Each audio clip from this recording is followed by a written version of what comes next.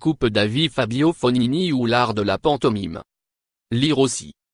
Coupe Davis, liberté, égalité, fraternité et saladier.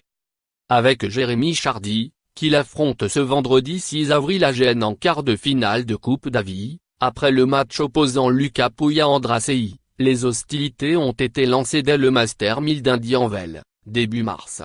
Rattrapé au score par le Français, ex-25e mondial, Fognini n'a pas supporté de se faire bousculer de la sorte. Non content d'insulter son adversaire à plusieurs reprises, il a aussi brocardé son jeu, montrant l'étendue de sa classe en Va fanculo, coglione. Dièse Fognini dièse craquage dièse irrespect dièse indian OL dièse BNPP 018 dièse acpextra. L'italien, c'est sympa. https://t.co/issimdmsisi. Le français avait eu le dernier mot, 4-6, 7-6, 6-4. Assistera-t-on à un règlement de compte ce vendredi entre les deux hommes? Pas sûr. En Californie, Chardy n'était pas tombé dans le piège. Ce qu'il fait sur le court est tellement stupide et irrespectueux que ça ne m'atteint même pas. C'est gratuit et méchant, ça n'a aucun intérêt, réagissait-il le 28 mars dans l'Équipe. En matière de langage fleuri, Fognini est du genre poète récidiviste. En 2015, à Hambourg, c'est Rafael Nadal qui en avait fait les frais. Une fois n'est pas coutume, l'Italien proféra ses injures en espagnol, qui se passent de traduction. Nommeront pas vos joueurs, arbitres, spectateurs, entraîneurs, tout le monde en prend pour son grade. Plus graves furent ses insultes misogynes, à l'issue de son élimination au premier tour du dernier US Open, contre l'arbitre suédoise Louise Angsel, qualifié, entre autres amabilités, de truie. Ce comportement outrancier lui avait valu d'être exclu du tournoi. Il était encore en lice en double, et de recevoir, outre une amende de 96 000 $, une suspension avec sursis pour 2 tournois du Grand Chelem, une sanction rarissime. Fognini, qui fêtera ses 31 ans en mai, avait alors promis qu'on ne l'y reprendrait plus. Bien sûr, je me fâche, contre le juge de chaise ou les juges de ligne, mais c'est toujours contre moi, se justifie-t-il dans l'Équipe, à la veille d'affronter la France. Je suis simplement très fâché et très déçu par moi-même. J'ai toujours été comme ça. Je ne me cache pas derrière une balle. Je suis comme je suis. Je ne sais pas si c'est bien ou si c'est mal.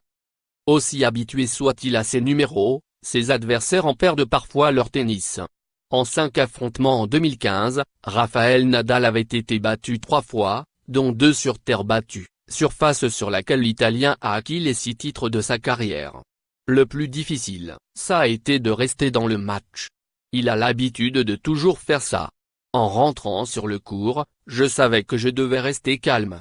Il ne faut pas rentrer dans son petit jeu, parce que ça peut devenir compliqué, disait Jo-Wilfried Tsonga après l'avoir battu à Roland-Garros en 2012. Des 4 tournois du Grand Chelem, le tournoi parisien est celui qui lui a valu son meilleur résultat, un quart de finale, en 2011. Personne n'a oublié son match d'anthologie contre Gaël Monfils Porte d'Auteuil l'année d'avant. Un duel à la nuit tombante, jusqu'à ce que l'arbitre renvoie les 2 joueurs au vestiaire à 5-5 dans le dernier set. Fabio n'était pas content du tout. Il a insulté tout le monde dans le vestiaire pendant une demi-heure en rentrant, se remémorait Gaël Monfils en 2015. Mais moi, je trouve ça marrant. C'est un énervement marrant, disons. Fabio, je le connais depuis tout petit, il a toujours été comme cela. Il a un bon caractère. C'est un guerrier. Il a beau parler, faire semblant de nous entuber, c'est un bon ratasse. Joueur arrogant, turbulent, certes, mais au talent évident. La fougue de Fognini, c'est aussi des gestes fabuleux, grâce à une patte en coup droit.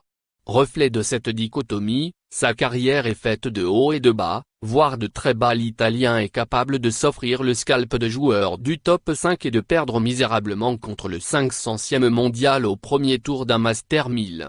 Cette inconstance, nonchalance, diront certains, explique pourquoi il s'est toujours maintenu dans le ventre mou du classement, entre la 13e à son meilleur, en 2014, et la 50e place mondiale. Fognini sait aussi briller en double. Son succès à l'Open d'Australie 2015 aux côtés de Simone Bolelli sur la paire Mahu Herbert, aligné samedi, a donné à l'Italie son premier titre en double messieurs de l'Air Open. Mais pour le préserver en simple durant le week-end, Corrado Barazzuti, l'inamovible capitaine, il est en poste depuis 2001, lui a préféré Paolo Lorenzi pour épauler Bolelli. Les France-Italie, quel que soit le sport, c'est toujours un événement.